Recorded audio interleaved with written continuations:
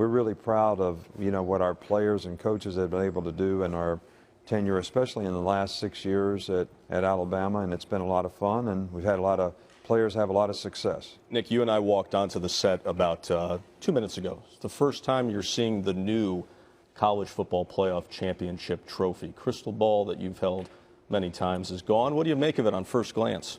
Well, I think it's going to be much more challenging to win this championship, especially in our league where we have an SEC championship game, which really usually boils down to a playoff game in and of itself. Usually 2 top 5 teams playing in that game. So you're going to have to win that game plus 2 games now to win a national championship. So this will be much more challenging, I think, than it's ever been before. You and I have recently talked about the new college football playoff, and this year may be unique in that the other Power 5 conferences have teams that you could see that could have those perfect seasons.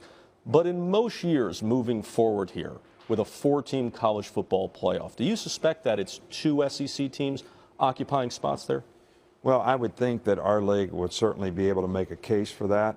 I've alluded to before that in the 3 years that we played in the SEC championship game, the team that lost, to me, would be in the top 4. We were 1-2 with Florida twice and 1-3 with Georgia, and played really tough, close games. And just because you lose late, I hope that doesn't affect your ability to get considered to be one of those 4 teams.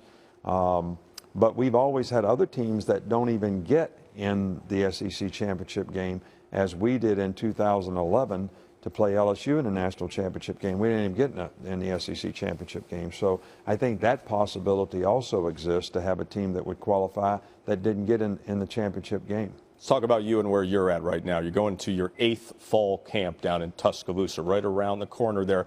Your first, though, as a grandfather. You recently shared with me, we think of you as being so organizationally flawless, but you recently shared with me a lesson learned from Miss Terry and that little grandbaby of yours. Yeah, well, I was thinking that, if she cried a little bit, it would be okay. Yeah. That a little suffering wouldn't be too bad. And I made comment about that, and that was not the right thing to do. No, it's not okay that she's crying. No, she's going to get an awful lot of love. People are wondering who's going to get love as your starting quarterback. The most predictable question down in Hoover, Alabama, was about Jacob Coker, and the most predictable answer was that you were not going to go down that path, that there's a quarterback competition, that you haven't had him in practice yet, and that Blake Sims, as a senior, worked hard throughout the spring. What will you be looking for to determine who is your starting quarterback? Well, I think, first of all, a quarterback has to do a really good job of distributing the ball. I mean, you got to throw it to the right people at the right time in the right place. You got to do it accurately, and you got to do it consistently. And you can't turn the ball over. And for us, the way our system is built, our quarterback, like an NFL quarterback, has to be able to distribute the ball. We've got good receivers, we've got good runners. All right, so we need somebody who can do that effectively, so it maximizes the performance of our other players, our other great skill guys. So that's really important. But I think being a good leader, being accurate, and having good judgment are probably the 3 critical factors for me for a quarterback.